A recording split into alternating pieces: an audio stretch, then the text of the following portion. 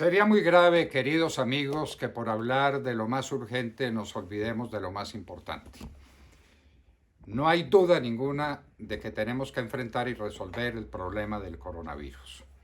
Llegan las vacunas, llegan las esperanzas de que las cifras sean menos dramáticas, de que salgamos de esta terrible congestión en las unidades de cuidado intensivo en el país y que rebajen las cifras afrentosas de los muertos que registramos día por día en Colombia.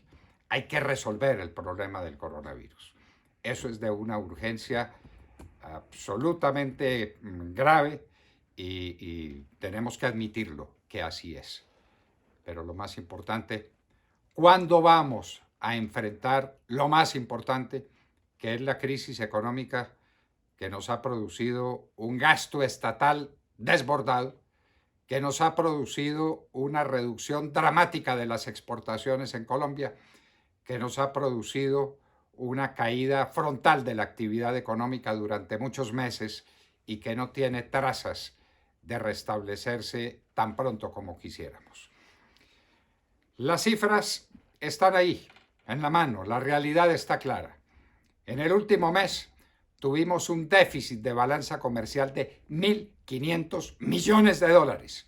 Es decir, que exportamos 1.500 millones de dólares menos de lo que compramos del exterior. ¿Con qué vamos a hacer mercado entonces? El presidente Uribe lo decía con su espíritu pragmático y harto dedicado a la docencia de un país que a veces no quiere entender. Hay que hacer el mercado y se necesita plata para hacer el mercado. Y en el último mes tuvimos un déficit de 1.500 millones de dólares. ¿Con qué lo tapamos? Con reservas internacionales que hemos venido acumulando en el tiempo como resultado de una actividad exportadora menos mediocre que esta, como resultado de las famosas remesas y de las utilidades de Ecopetrol. Pero esas fuentes de ingresos no son inagotables. 1.500 millones de dólares mensuales. Tenemos que exportar, tenemos que producir. ¿Y qué vamos a producir y qué vamos a exportar? No se hacen exportaciones de la noche a la mañana, y mucho menos en un ambiente hostil para las exportaciones, hostil para la producción, hostil para las industrias que podrían que superáramos este marasmo más que inquietante. Así pues, que tenemos que revisar de qué disponemos inmediatamente. Y la disposición más inmediata es el ingreso petrolero, sobre el que viene una noticia dramática que no sé si ustedes puedan entender.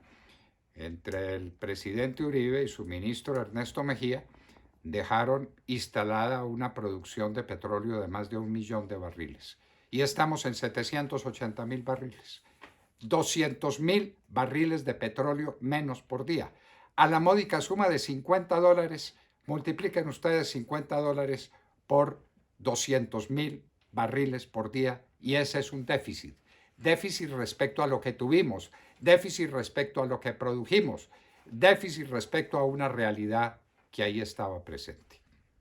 ¿Qué sucedió?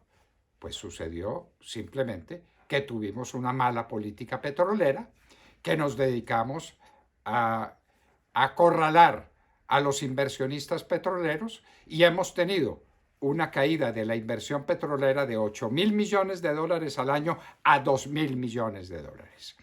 Ocurre también, y esa es la realidad colindante, que no tenemos estudios de sísmica. En materia petrolera hay una secuencia que es inevitable: estudios de sísmica, exploración, explotación. Si no hay estudios de sísmica, no hay exploración, y si no hay exploración, no podemos producir. Nos han ganado la partida. Los llamados ambientalistas de izquierda, los comunistas, nos llenaron de odio contra el petróleo, que era lo que nos daba de comer. Esa es una realidad más que inquietante. Son los hechos. Y esos hechos conducen a una disminución en el ritmo de la producción en todos los sectores. Y esa disminución nos tiene con un desempleo de más del 15% en el país y del 50% en la parte del empleo, en el empleo que llamamos informal, es decir, en el rebusque, en esa suma asombrosa de colombianos que hoy en la mañana tal vez desayunaron, pero no saben cómo van a conseguir la plata del almuerzo. En una economía cerrada, en una economía disminuida, en una economía contraída como efecto de las medidas que estamos tomando para solucionar lo más urgente, que es el problema del coronavirus. Eso produce, entre otras cosas, un déficit fiscal. ¡Ah, qué palabra tan elegante, qué palabra tan difícil! No, es que el gobierno no tiene la plata que necesita para sus gastos. Y ese déficit fiscal está en un ritmo asombroso. ¿Con qué se llena? ¿Con deuda? ¡Ah, qué maravilla! Uno se endeuda y paga. ¿Y paga cuándo? ¿Y a qué costo? ¿Cuál es el precio del pago que estamos haciendo? Eso tiene también un nombre muy distinguido: servicio de la deuda. ¿Con qué se va a servir la deuda de este endeudamiento feroz que nos está quedando a 31 de diciembre? Esto no es pesimismo, esto no es alarmismo, esto es un llamado a que, por Dios, nos pongamos en la mesa y nos dediquemos a meditar sobre los problemas más graves del país. Los más urgentes están a la vista y parece que el país medianamente los ha entendido y son los referentes a esta crisis atroz de salud que nos ha sobrevenido con el coronavirus. Pero lo más grave, lo más profundo, es una crisis económica hacia donde nadie mira. Endeudamiento feroz, caída en los recaudos del Estado. Se mantienen los gastos o se aumentan los gastos públicos.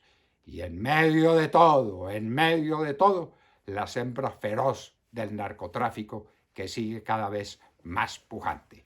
Y aquí vienen también las cosas graves. Caracol Televisión ha hecho una denuncia de la que no queremos o no quisiéramos siquiera tener noticia. Sí, señor, una noticia sin noticia. Y es que hay falsos positivos en erradicación de cultivos. Nos decíamos, ¿pero cómo?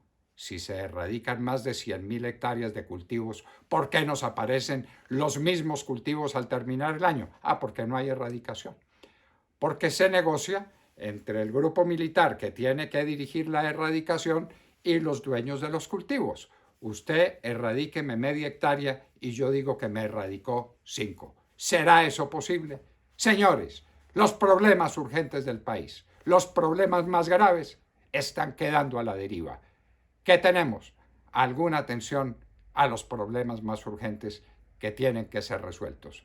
Bienvenida la resolución de los problemas urgentes y lamentamos la desaparición del sentido crítico de los colombianos hacia los problemas más graves que el país tiene.